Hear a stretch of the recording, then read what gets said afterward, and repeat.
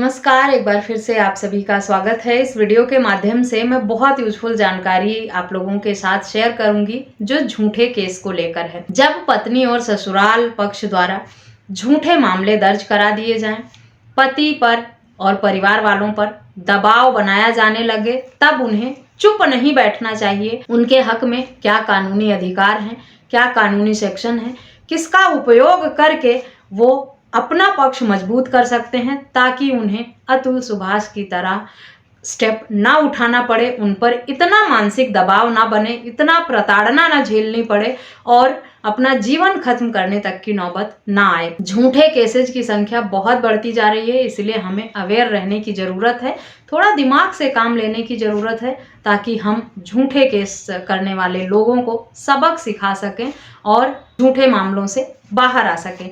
तो सबसे पहले जब पति पत्नी का विवाद होता है और मामला कोर्ट कचहरी तक पहुंचता है, पुलिस तक पहुंचता है, तो पत्नियां ये 3 केस जरूर करती हैं, 498A का, डीवी का और मेंटेनेंस का। तलाक की नौबत तो बाद में आती है। पहले दबाव बनाने के लिए पति पर इसी तरह के झूठे आरोप लगाकर मामले दर्ज करा दिए जाते हैं और ये 3 केस एक एक करके पति और परिवार के ऊपर लगाए जाते हैं, ताकि उन पर मानसिक दबाव बनाया जा सके मोटा मेंटेनेंस और एलिमनी लेने के लिए। जब पति पर ये 3 केस होते हैं तो उनके पास 2 ही विकल्प बचता है, 2 ही रास्ते बचते हैं। या तो वो खुद को साबित करें, डिफेंड करें और केस को फाइट करें, सालों तक कोर्ट के चक्कर लगाएं, 10 साल, 15 साल, 20 साल जितने भी लगते हैं वो लड़ें मुकदमे को और अपने जीवन का कीमती समय और पैसा इस सब में खराब करें और साथ ही साथ अपना पीस ऑफ माइंड भी खराब करें। और अगर इतना मेंटल स्ट्रेस झेलने की हिम्मत ना हो तो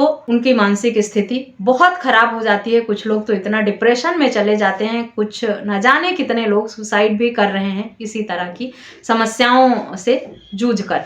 तो इस सब की नौबत ना आए, इसलिए जब पत्नी और उनके परिवार की तरफ से आप पर झूठा केस किया जाए, दबाव बनाया जाए, आपके भी कुछ हक अधिकार हैं, आप भी इक्वल राइट रखते हैं। आपको भी पत्नी और उनके परिवार वालों के खिलाफ मामला दर्ज कराना है, केसेस दर्ज कराने हैं, ताकि उन पर भी दबाव बने। और ज्यादातर होता यही है कि पत्नियां अपने खिलाफ बहुत सारे सबूत छोड़कर जाती हैं, ससुराल वालों के साथ बदतमीजी करती हैं, अभद्रता करती हैं, मार पिटाई करती हैं, गाली गलौज करती हैं, धमकाती हैं, और इस सब का सबूत पति के पास रहता है। उसके बाद भी पति चुप बैठता है। तो अगर आपके पास ऐसे सबूत हैं तो आप अपने पार्टनर को, ससुराल वालों को सबक सिखा सकते हैं। आपको हाथ पे हाथ रखकर बैठने की, इतनी प्रताड़ना झेलने की, परेशान होने की जरूरत नहीं है। आप भी ऐसे पार्टनर के खिलाफ डीवी का केस अपनी माँ और अपनी बहन की तरफ से करवा सकते हैं। इसके लिए आपको पुलिस के चक्कर नहीं लगाने पड़ेंगे, पुलिस स्टेशन से कोई लेना देना नहीं है, ये मामला सीधा कोर्ट से होता है।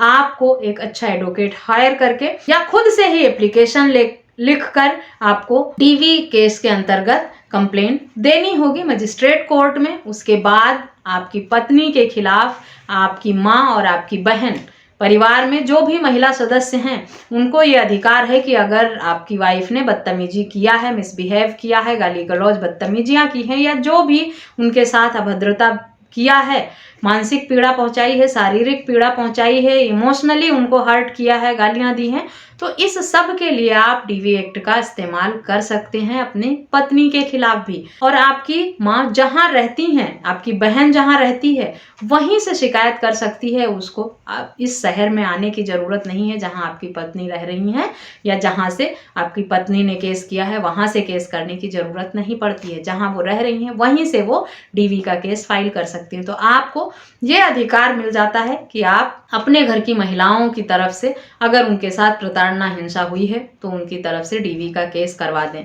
तब पत्नी पर भी दबाव बनेगा, उनके परिवार पर भी दबाव बनेगा कि उनके खिलाफ भी मामले दर्ज हो रहे हैं, और आपके पास सबूत रहते हैं तो आपका पक्ष और भी स्ट्रांग हो जाता है और उन पर डर बनता है। इसके साथ ही साथ कुछ लोगों का कहना रहता है कि पत्नी ने बहुत एब्यूजिव भाषा में बातचीत किया, पब्लिकली रिश्तेदारों के बीच में, या रिश्तेदारों का जो व्हाट्सएप ग्रुप था या सोशल मीडिया था उसमें बहुत गंदे गंदे कमेंट किए और बहुत अश्लील बातें की, पति के खिलाफ कुछ ऐसी बातें फैलाई जो समाज में उसकी मान मर्यादा को बहुत नुकसान पहुंचाया। उसकी नौकरी चली गई, जॉब प्लेस पर जाकर पत्नी ने उसके खिलाफ बहुत गलत बातें फैलाई हैं, बहुत अभद्रता की है उसके साथ, नौकरी चली गई। इस सब तरह का भी कृत्य अगर आपके साथ किया गया है तब आप डेफिमेशन का और डैमेजेस का केस भी कर सकते हैं अपनी पत्नी पर। मानहानि के साथ साथ आप डैमेजेस भी मांग सकते हैं अपने ससुराल वालों से या पत्नी से, जिन लोगों ने मिलकर इस तरह का कृत्य किया है आपके साथ। ये 2 केस हो गए। तीसरे केस में जिस तरह से आपके साथ और नाइंसाफी हो रही है, जैसे पत्नी ने आपकी संपत्ति कब्जा किया हुआ है, आपने पत्नी के नाम पे प्रॉपर्टी खरीद कर दे दी थी, या अन्य किसी तरह से आपको प्रताड़ित परेशान किया गया है या हरकतें की गई हैं, तो उसमें आप केस टू केस डिपेंड करता है कि और किन किन सेक्शन में मामले दर्ज करा सकते हैं। अगर आपने पत्नी के नाम पर प्रॉपर्टी खरीदी थी तो आपको सिविल सूट फाइल करना होगा उसके लिए।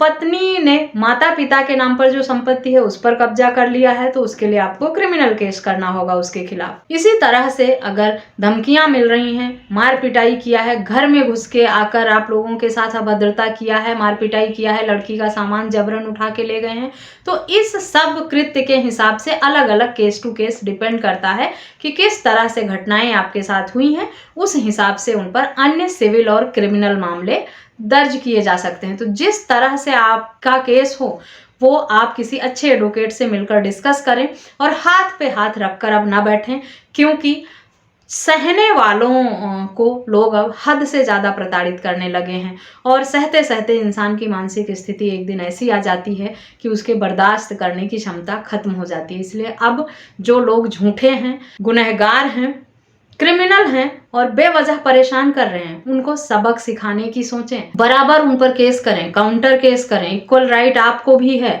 आपकी तरफ से भी जब केसेज होंगे, नंबर ऑफ केसेज बढ़ेंगे, लगातार आप उनके ऊपर केस करते जाएंगे जिस जिस तरह की घटनाएं वो कर रहे हैं, तो फिर उन पर भी दबाव बनता जाएगा और वो समझौता करने को तैयार हो जाएंगे, अपने केसेज वापस ले लेंगे या सेटलमेंट करेंगे। इस तरह से सिर्फ आप पर ही मेंटल दबाव नहीं बनेगा। इसलिए अब जागरूक रहने की ज़रूरत है, समझदार होने की ज़रूरत है। अतुल सुभाष ने जो किया वो किसी और पुरुष के साथ नहीं होना चाहिए। इसके लिए सबको मिलकर काम करना होगा, जागरूक रहना होगा और इस तरह से झूठे लोगों को सबक सिखाने के लिए अब हम सबको मिलकर तैयारी करनी होगी, क्योंकि कुछ महिलाओं ने इन महिलावादी कानूनों का इतना मिसयूज कर लिया है और इतना बुरी तरह प्रताड़ित कर दिया है कि सीधे साधे शरीफ लोगों की हालत बहुत खराब हो जाती है इस तरह के झूठे केसेज में फंसकर। इस वीडियो में बस इतना ही। वीडियो अच्छी लगी है तो चैनल को सब्सक्राइब करना और इस वीडियो को और अधिक लोगों के साथ शेयर करना बिल्कुल ना भूलें। इस टॉपिक पर या किसी अन्य टॉपिक पर कुछ सवाल हैं तो आप मुझे कमेंट करके या वीडियो में दिए गए व्हाट्सएप नंबर पर संपर्क करके पूछ भी सकते हैं। मिलते हैं नेक्स्ट वीडियो में, तब तक के लिए थैंक यू एंड बाय।